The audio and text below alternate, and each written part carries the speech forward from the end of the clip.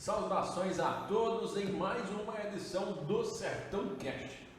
Nesta noite, trazendo um convidado muito especial, assim como todos eles, este programa é um oferecimento da Sierra Proteção de Dados, Adequação e Lei Geral de Proteção de Dados. Pensou em adequação, vai se lembrar Sierra Proteção de Dados, empresa puramente arcoverdense que vai trazer a adequação boa que cabe no seu bolso para a sua empresa. Antônio, boa noite. Boa noite, João. Boa noite, povo que está nos assistindo. Boa noite, Eli, nosso entrevistado de hoje aqui, Eli Aquim. E vamos falar sobre um assunto bem polêmico, interessante, polêmico. Ninguém quer falar, mas antes de mais nada, vamos deixar ele se apresentar, né? Eli Bombinha. Eli Bombinha. Eli Bombinha, Eli Bombinha. Meu nome é Eli Aquim, está aqui aproveitando o convite, Toninho, falar um pouquinho hoje sobre terceira via. Isso. Vamos pegar um caminho espinhoso, mas vamos tentar abordar aqui os principais temas para a gente ajudar a somar um pouco. Grande defensor da terceira via. Anthony me fala bastante. E hoje vai ser diferente dos iguais. Confusão. Mas vai ser interessante. Sim, vai ser interessante. Tenho certeza. Começa fazendo a primeira pergunta aqui. A Cunha? Pois vai. Primeiro, lógico, pode ser que esteja alguém nos assistindo e não entenda o que é essa terceira via, né? Vamos logo falar o que é isso, o que é a terceira via. Beleza. Antes do filho mais novo de Dona Lindaci falar, quem está acompanhando a gente, deixa o like, compartilha, se inscreve para chegar a notificação aí para você, tá? Obrigado pela audiência de sempre. Fala, Lequim. Importante esse termo terceira via surgiu lá normalmente no final da Guerra Fria, em mais ou menos 1980, finalzinho de 1980, num termo muito polarizado entre Estados Unidos com o capitalismo e a União Soviética com o socialismo. Então lá atrás o pessoal disse, olha, eu não quero nem esse capitalismo aqui tão desenfreado e nem esse socialismo aqui que tão interventor na economia. Então a gente vai buscar uma terceira via. Essa terceira via surgiu com um autor inglês chamado Anthony Giddens, eu acho que é o nome do cara. Tem Anthony. Obrigado. Outro obrigado. Anthony aí. Obrigado. Um pouquinho mais famoso. Um pouquinho. Detalhe é outro. Dinheiro também. E aí, só que ela veio se popularizar mais ou menos nos anos 90, com o Tony Blair, no primeiro-ministro da Inglaterra, e Bill Clinton.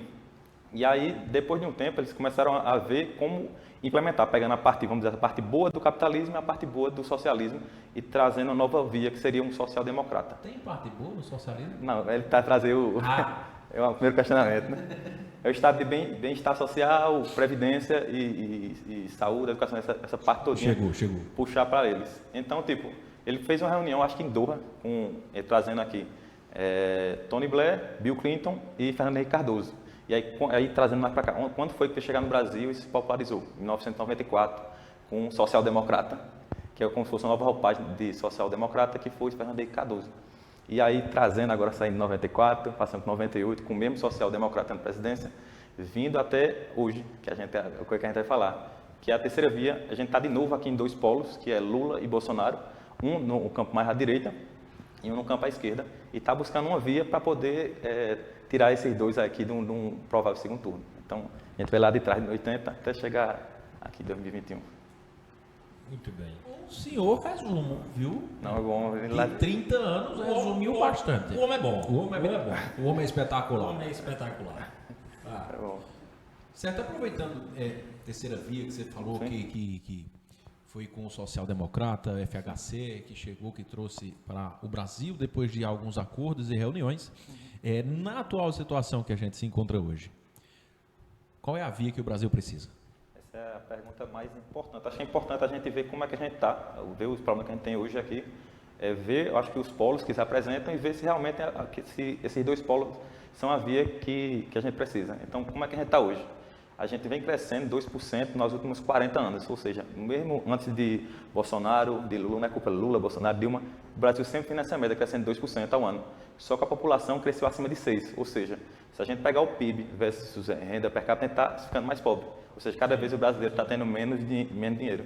Outra parte ruim, a gente tem muito grupo organizado aqui, então a carga tributária daqui é muito difícil, é muito alta e muito complexa, porque tem muita gente que tem isenção e cada um briga pelo seu espaço. Então, tem um grupozinho organizado, até tem um economista que eu sei que ele diz, pobre não faz lobby. Quem faz lobby são pessoas ou grupos organizados. Então, a gente tem crescimento baixo, uma renda per capita cada vez menor, porque a gente cresce menos economicamente do que a população. Então a gente perde dinheiro.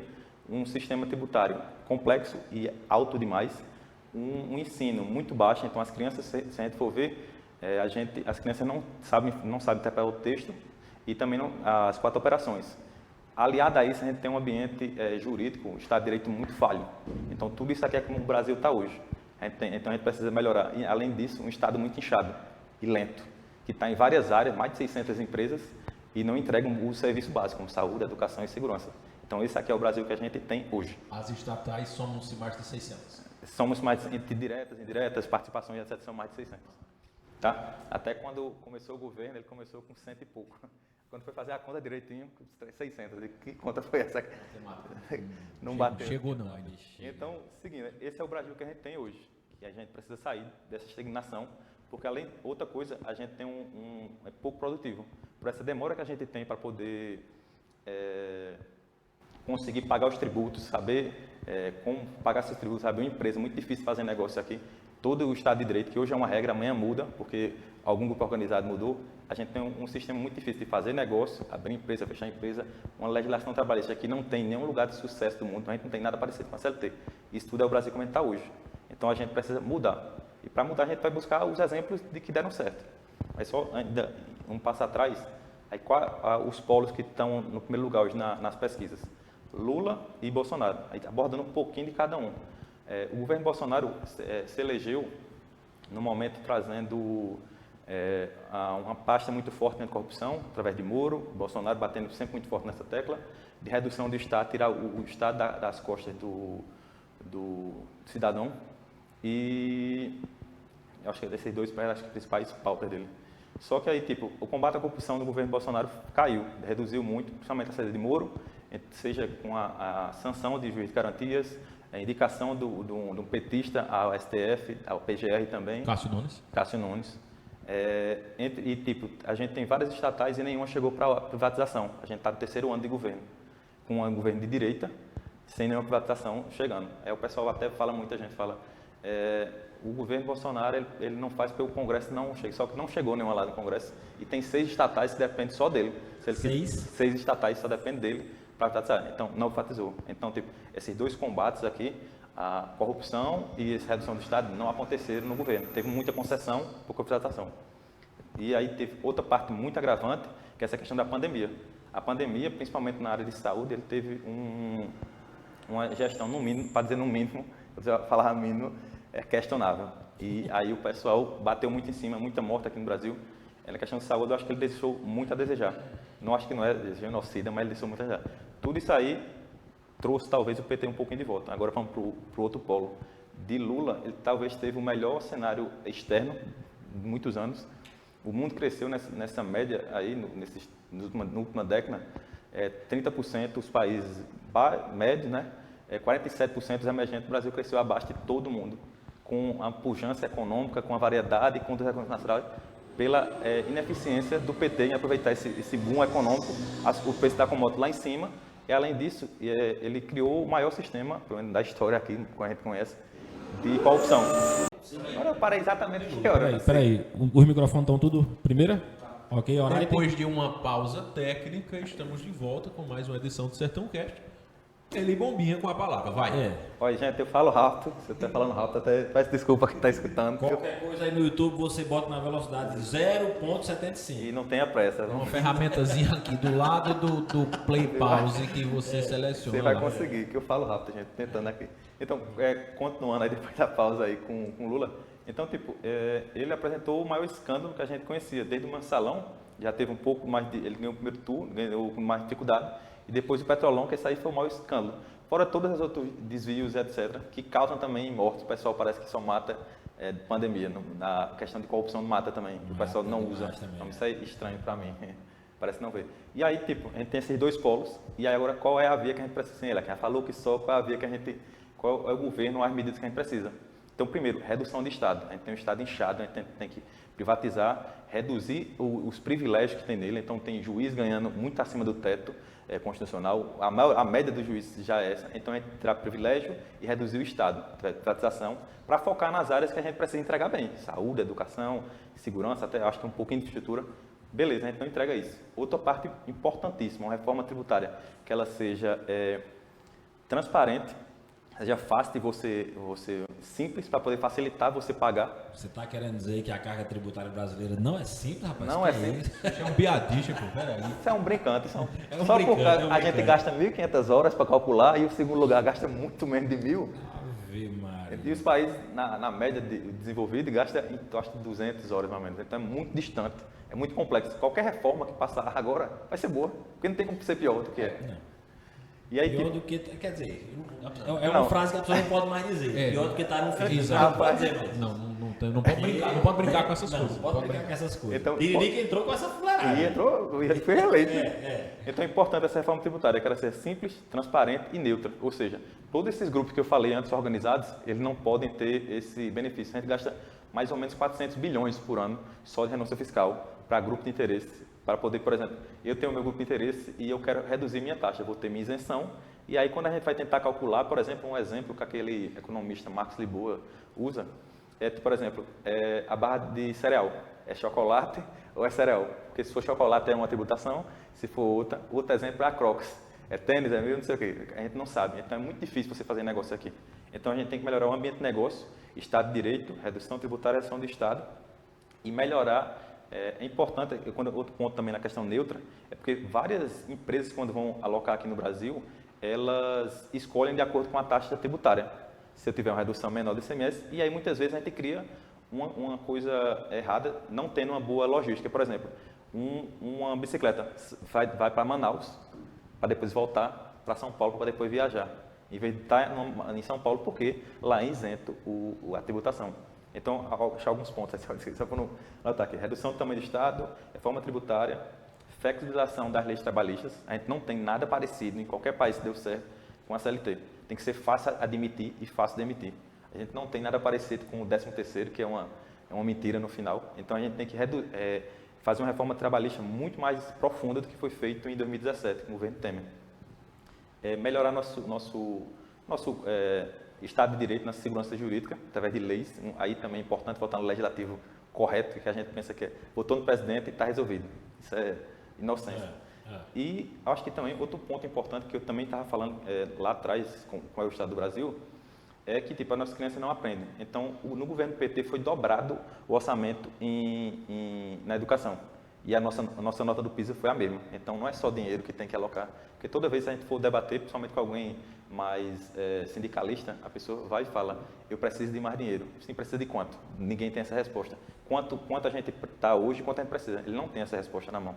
Então, tem que reformar o modelo educacional. Desde a educação, a formação de professores, que hoje é muito focado na parte teórica e pouco na prática, como também até a estrutura da aula. O cara ter pelo menos uma sala de aula que possa, por exemplo, ter água encanada, que várias escolas não têm, banheiro e etc. O básico para o aluno poder estudar. Então, a gente tem que passar por essa via. Eu acho que esses pontos têm que estar para um Brasil melhor. Essa é a via que o Brasil precisa. Em resumo, redução do Estado. Só para que você falou um ponto aí que eu acho que talvez o pessoal escuta ele falando rápido demais. Isso que eu falo rápido, gente. Desculpa aí. Aqueles 400 bilhões que você falou, referente aos benefícios que cada setor procura ter ali, né? Sim, de isenção, renúncia fiscal. Isso. Isso é tipo assim, é como, sei lá, algum setor aí do mercado que tem desconto de, sei lá, 30% para comprar um carro. Sim. Não é todo mundo que tem esse desconto de 30%, mas um grupo especial tem esse desconto de 30%. Por que é que ele tem e os outros não têm? Então os outros vão, logicamente, querer ir atrás de arrumar isso também. Nessa parte da renúncia fiscal também entra os benefícios que os governos estaduais ou federal dá às indústrias. Exato. Eu me lembro da Gerdau, quando chegou aqui em Pernambuco, que eu acho que ela tem 15 anos de isenção de um determinado imposto, Exato. Assim como a Fiat Chrysler, lá em Goiânia, que tem outra década e meia sem pagar imposto. E se você tenta tirar, começa o mesmo discurso. É muito fácil você identificar esse discurso. Não, porque a gente gera milhão de emprego, começa uma história triste, parece uma novela das 8, que gera milhão de emprego, que não sei o que vai acabar. Não vai acabar não, pô. A gente tem que tirar isso aí e as empresas têm que ser mais competitivas. Até porque, é aquela velha coisa, o cara que paga meia entrada no cinema, o outro vai pagar 1,5.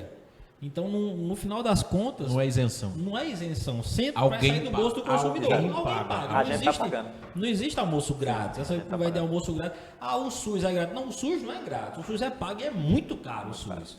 Caríssimo. O cara vai fazer o carnaval é uma festa grátis. Que festa grátis, rapaz? Sei quantos bilhões que rouba do E outra povo coisa pra interessante, fazer uma bosta de uma festa dessa. que o Ei, pessoal Mr. M. Calma. que fala também, por exemplo, se é meu, é direito adquirido. Se é dos outros, é privilégio. Então a gente pimenta nos outros é sempre refresca. Tá ligado? Exatamente. Aqui é Pimenta no ouvido, No vidro, no olho, né? é sempre refresco, né? Aqui é Outro ponto que eu ia falar antes do intervalo técnico que a gente foi obrigado a muito bom, fazer, né? obrigado, tá? Em relação à educação infantil, a gente até tem alguns projetos em relação à educação infantil, Sim. um projeto piloto em relação à implantação de algumas cadeiras que não falam no Brasil. Por exemplo rápido. Opa. Vamos lá, mais De 1.000 crianças,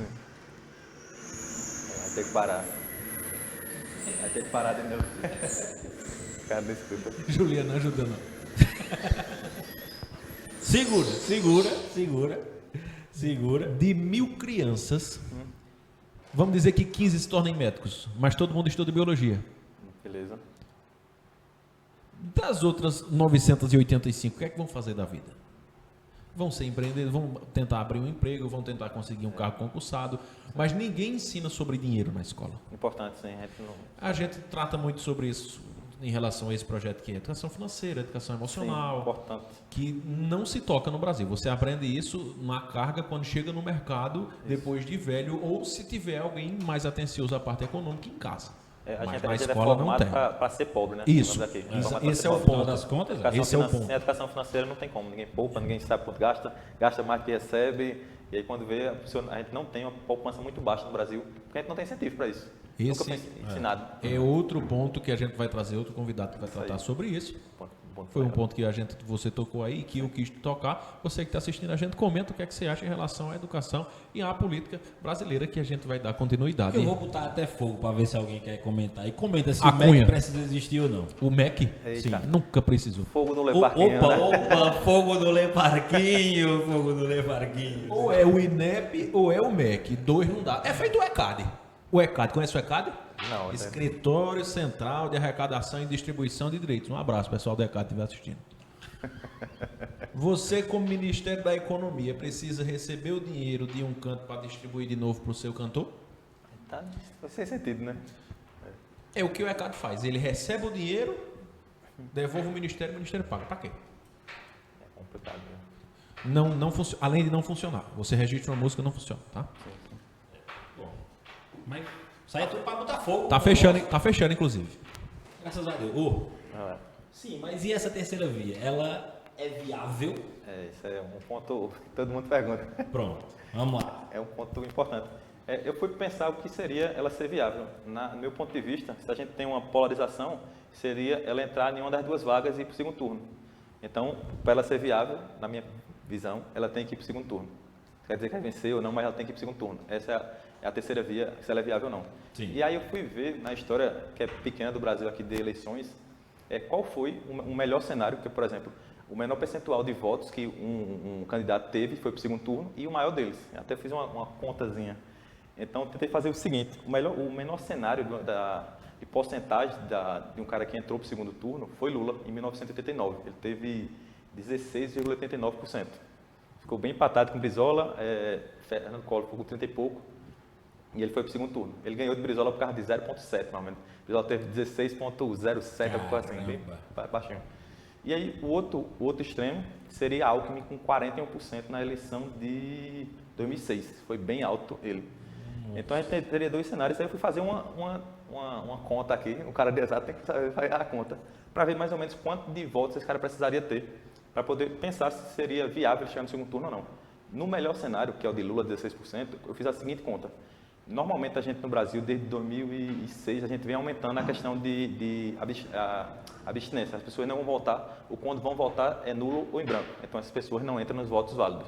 Então, nem aí que Não me deixa mentir. Então, normalmente, a gente começou em 2006 com 25%, depois 26%, na última eleição foi 30%. É uma tendência que as pessoas não queiram ir votar, voto em branco, etc. Então, peguei a quantidade de pessoas que estavam aptas para votar na eleição de 2020, tirei 30%, desses 70%, que é a média de votos válidos, apesar que eu acho que ela deve aumentar, mas usei a mesma de 2018, e fui ver usando os dois cenários, fui fazer esse exercício. Então, por exemplo, a gente teve de pessoas aptas para votar em 2020, na eleição municipal, 147 milhões. Se a gente colocar 30%, vai ficar 102 milhões de pessoas para votar, de votos válidos. Sim. Se a gente tiver o de Lula, a gente teria 17 milhões de votos, para poder o cara chegar no segundo turno. Entendi. Usando aquela porcentagem lá de 89. De 89, exatamente. E se o de Alckmin, que é o de 2006, que é 40 e poucos, 41%, a gente teria que ter 42 milhões de votos. É muito voto. É bastante voto. Pra caramba. É bastante. Então, É bastante. Se ela é viável, isso depende. Além disso, por exemplo, se for algo mais próximo desse caminho mais fácil, que seria 17 milhões de votos, é algo palpável. Agora, se for alguma coisa ao lado de Alckmin, 40 e poucos, a gente não vai fazer. Talvez nem o primeiro colocado faça esses 42 milhões. Muito provavelmente é aqui, que eu acho que vai dividir. Mas aí, por exemplo, tem outros poréns aí, para o ano que vem, porque a gente está ainda um ano da eleição, a gente está falando de terceira via, mas tem um ano e 4 meses. 1 ano e 4 meses. Porém, tem outros fatores que podem ajudar a decidir essa eleição. Por exemplo, a gestão da pandemia, como vai estar a pandemia, ela tem que acabar esse ano, questão de vacinação, a CPI, quanto vai desidratar Bolsonaro, a questão do crescimento de empregos, como é que vai estar o ano que vem, a inflação. Isso faz muita diferença da pessoa que, por exemplo, não tem ideologia, não tem político, a pessoa vota pela boca, vamos dizer assim, pela fome. Se estiver bem para ela a questão econômica e inflação baixa, é mais fácil ela votar no candidato da situação do que não. Se ela não tiver, dificilmente o candidato da situação pode chegar a vencer. Aí tem alguns outros poréns aqui que eu tenho até algo talvez que não ocorra, eu espero que ocorra, que é, por exemplo, novas condenações de Lula, que poderiam mudar bastante, coisa mas muito difícil. E também... O STF do jeito que está, né? Lula pode até... Tá aí para livrar ele. E né? também, outro porém, por exemplo, uma coisa que eu estou considerando, que uma das vagas é de Bolsonaro. Por que eu estou considerando isso? Se a gente pegar todas as eleições que a gente teve até hoje, nunca nenhum candidato que era da situação não foi eleito, não foi para o segundo turno. Sempre quem é da situação, por exemplo, o partido X foi reeleito, foi para o segundo turno, todas as vezes, 100% das vezes. E ainda vou além. Todos os candidatos que terminaram o seu mandato e tentaram a reeleição se elegeram, todos sem exceção. Fernando Henrique, 2 mandatos, Lula 2 mandatos e Dilma 2 mandatos, todos foram reeleitos. 1,5. 1,5, porque saiu depois. Mas foi reeleito, foi reeleito. Foi só uma Então, piada. para poder achar que Bolsonaro não está, a gente tem que apostar que, por exemplo, a gente vai lutar contra a história, vamos dizer, algo muito diferente da história vai acontecer, que é ninguém da situação não está e ele não ser reeleito. É as duas coisas. Então, eu acho que uma das vagas é de Bolsonaro. A outra vai ficar entre Lula e os outros candidatos brigando. Mesmo Lula, aí o pessoal vai dizer, pode estar olhando agora a entrevista, mas Lula está lá na frente na pesquisa. Com certeza. Eles, calma, ainda é cedo. Com certeza, eu imagino. Isso aí tem muita água para passar nesse rio aí. Tem debaixo dessa ponta vai ponta passar aí. muita água ainda, meu. Então, de maneira agora respondendo depois de enrolar, eu acredito que depende desse cenário. For algo mais próximo, novamente, desse 16, dessa eleição Lula, acho que até 20 e poucos por cento, acho que é palpável. Algo que a gente não chega, não. Até porque, assim, se a gente for pensar em relação a quem está na situação, e aí que você falou, a questão de quem não entende de política, ele vota pelo bucho, vota pela barriga. Outra cadeira que tem que colocar na educação infantil, tá? A política. Política, o cara saber o que é que o deputado faz, aí, vereador. por exemplo, o cara está na situação, é ano eleitoral, eu vou inclusive usar uma fala aqui do Nine Finger lá, dos 9 dedos. Calma. Né? Vou ampliar o lastro monetário brasileiro, eu vou imprimir papel, vou imprimir dinheiro e vou tacar na mão do povo. Dá muito certo. A inflação vem depois, mas dane, sabe, já vou estar eleito. A gente resolve no futuro, né? Resolve o Lula no do futuro, o candidato do futuro resolve. Então, isso é algo que pode acontecer. Sim. Bolsonaro pode querer olhar e dizer, não, imprime, bota para imprimir papel aí que eu vou dar dinheiro Ele pro já povo até agora. está fazendo isso, questão... nessa reforma tributária que vem chegando lá para o Congresso, uma das coisas é reajustar a tabela do imposto de renda. Ou seja, você vai arrecadar um pouco menos aqui nessa isenção, nessa atualização da tabela, só que a equipe econômica não estava concordando tanto com essa ideia, porque, gente, não é hora da gente receber menos não, a gente gastou muito, reduzir a receita não, porém ele vai fazer porque, no final, ele quer se eleger para o próximo ano e até aumentou a questão do auxílio emergencial agora também. Então, tipo, ele vai buscar manter, porque tem a máquina pública que é mais fácil. Já está se falando, inclusive, de aumentar o Bolsa Família? Exato. Bem lembrado, e que vai mudar de nome. É Renda Brasil agora, né? Exatamente. Falando em Renda Brasil, acha que a como é o nome? Desequilíbrio? Não, Desestatização? esse palavra Esse aí, negócio aí. que é bem bacana de falar, a privatização das empresas que ainda não ocorreu. Acha que tem algo a se fazer para uma possível corrida eleitoral mais potente, se assim podemos dizer, para dar mais gás à corrida eleitoral? Ele tem seis que depende dele, né? Seis que não depende do Congresso, não depende o processo de privatização é muito, muito lento, é feito para não se privatizar. Acha que é estratégia? Pela campanha dele de 2018, ele deveria. Se ele disser, ó, o que estava comigo, ele vai ter um argumento. Por exemplo, o que estava comigo, eu privatizei. O que depende do Congresso, está com o Congresso. Só respondo por um poder, não respondo pelos três. Se ele vai querer brigar com o Centrão, como ele está na mão do Centrão para fazer isso, eu acho difícil. Tem alguma pergunta aí da... Tem não. Essa CPI só serve para demonizar o governo ou serve de alguma coisa? Ela dá luz a alguns erros do governo, que tem também, porém, ela pede um pouco de legitimidade no sentido de, por exemplo, os governadores não foram lá. Então, governadores e prefeitos teriam que estar lá. Você acha que eles vão?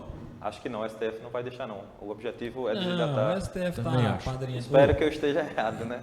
Mas eu acho que não. Mas, Né? e seguindo essa questão da terceira via, quem você acha que seriam os nomes que Para a terceira via, né? para ser a terceira via, né? Olha, o nome mais forte hoje, o mais consistente hoje é Ciro Gomes, por incrível que pareça.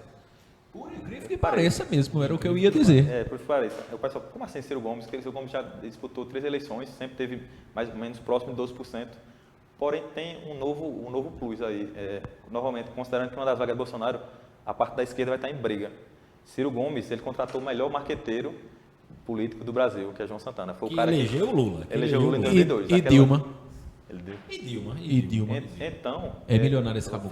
vai chegar E foi solto pelo STF, né? Foi liberado vai pelo chegar magnífico uma STF. nova versão de Ciro para 2022. E essa versão vai ser mais moderada, mais... Ciro Paz e Amor também, porque ela Paz e Amor. era Lulinha Paz e Amor, né? Agora Cirão Paz e Amor, Cirão da massa. Outra parte importante que eu acho que até alguns eleitores de Ciro que eu percebo, por exemplo, o pessoal, você vai perder o voto da esquerda, está batendo em Lula. Eu disse, gente, ninguém da situação não chegou no segundo turno. Uma das vagas é de Bolsonaro. Não queira apostar 2 vezes. Tem que apostar que o cara da situação que vai se reeleger vai perder, que ainda não ocorreu aqui no Brasil. Toda vez que ele tentou, foi reeleito. E ainda mais, que ele não vai chegar no segundo turno. É uma aposta muito alta. Então, na minha visão, o marqueteiro sabe disso e está batendo, como ele está batendo, porque ele não está batendo não, está dizendo a verdade sobre Lula, que ele passava muito pano. Né? Então, agora ele vai começar a bater em Lula e vai buscar essa vaga. Eu acho que o cara mais consistente é Ciro. Mas, porém, aí tem outros nomes que já apareceram. Moro, Quem? Moro, Não. Dória, Luciano Huck, não já apareceram, Mandetta.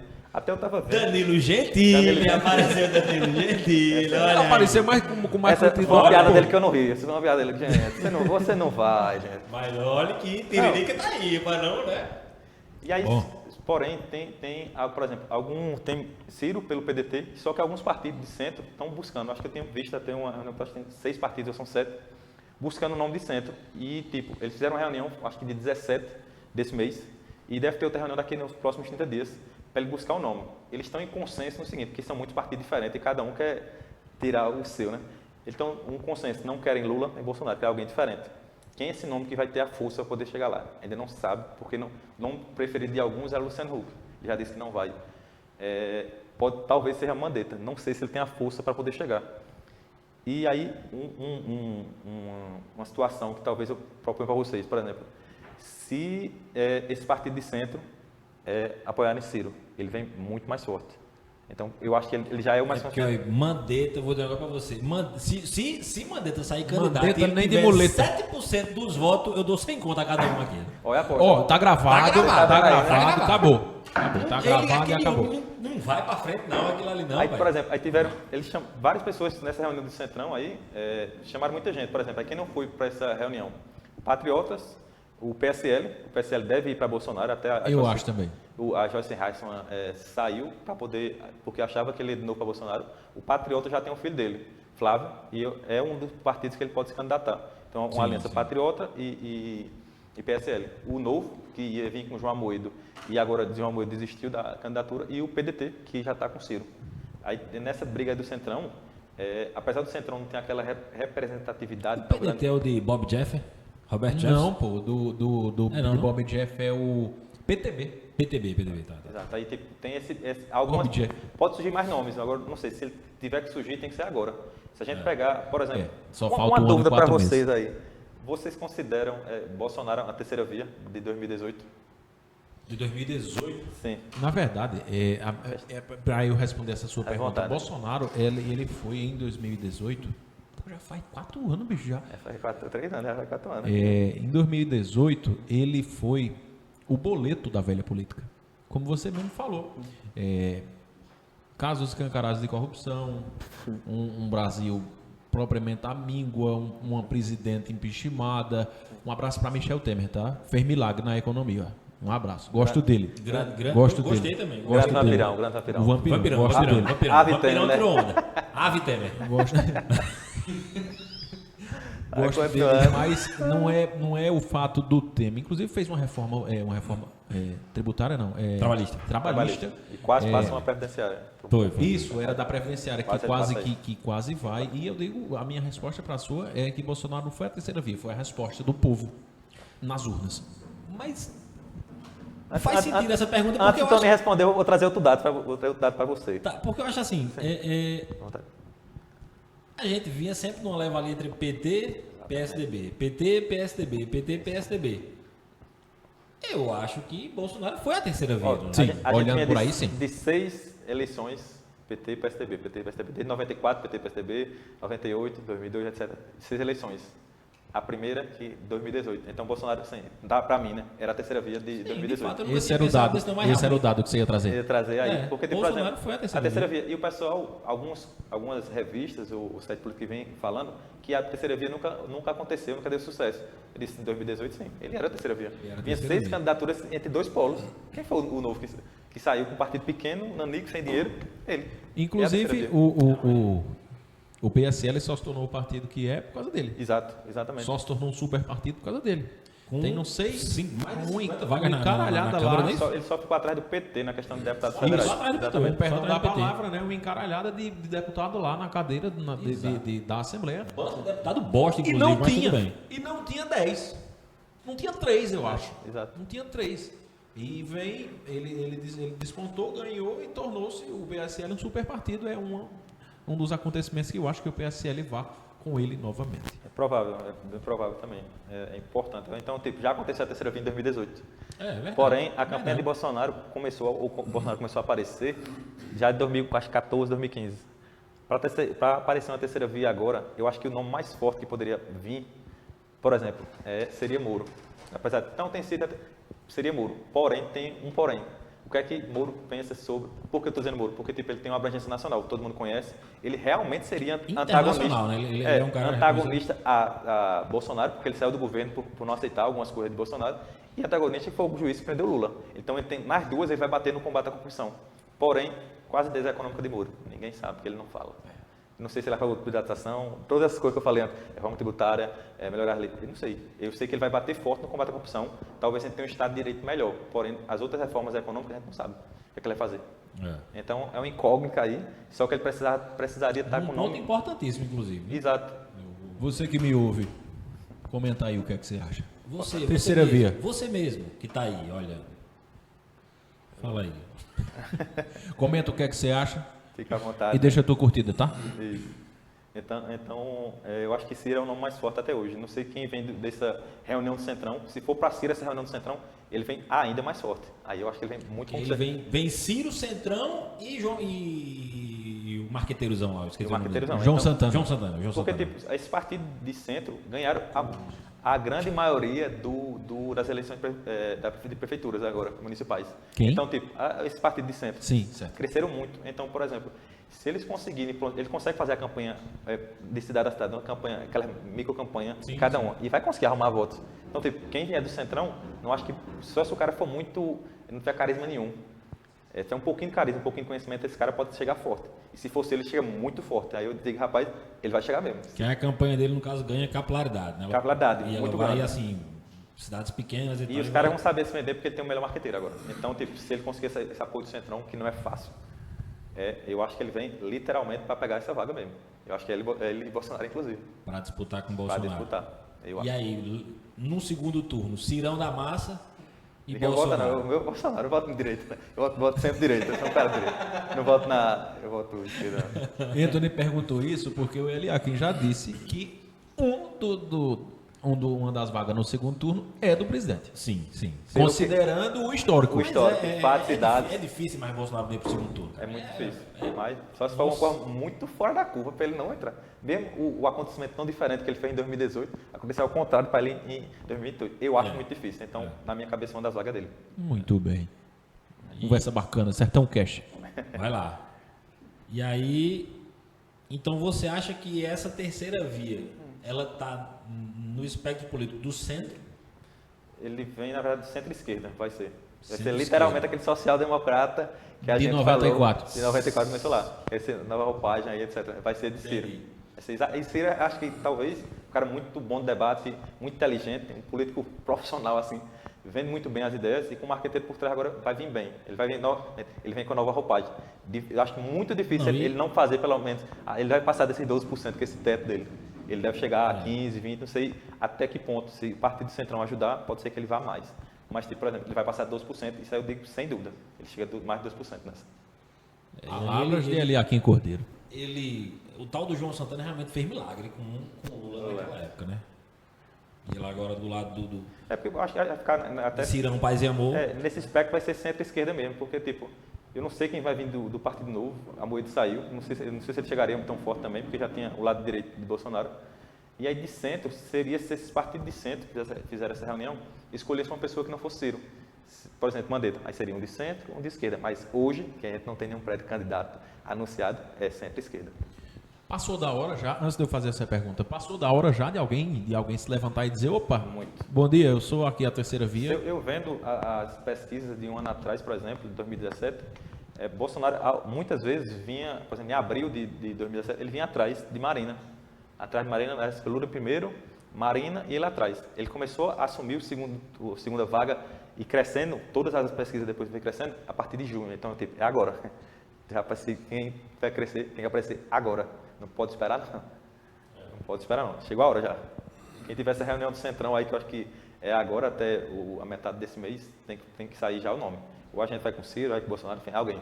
Se eles quiserem. Senão, vai pegar a hora. Aí se o Centrão for com o Bolsonaro, acabou, tá eleito. Ele está eleito. Tá eleito. Sem medo de errar.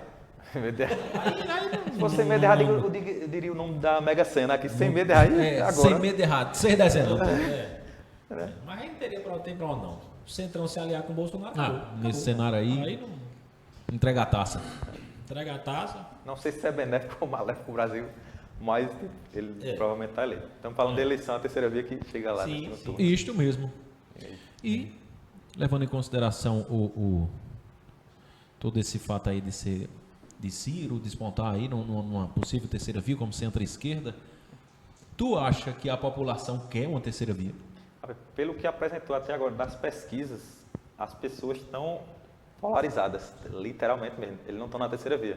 Eles não querem Lula, mas a única que na visão dele que pode bater em Lula é Bolsonaro. E quem não quer Bolsonaro vai bater em Lula. A terceira via não está ainda aqui.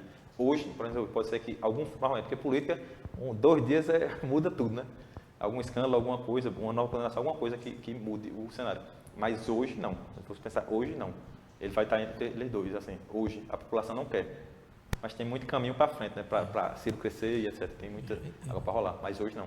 Essa sua resposta está visceralmente atrelada ao que eu falei agora há pouco, né? Se o candidato não aparecer daqui para amanhã, se assim podemos dizer e entender, fica bem delicado a situação de uma terceira via com fôlego, que uma terceira via sempre vai aparecer alguém para pegar o fundo eleitoral, mas vai estar lá. E outra parte que eu vi Ciro também falando, que ele quer tentar o pessoal que não vai votar pegar, em vez de ser 30%, que o pessoal vai votar e votar nele.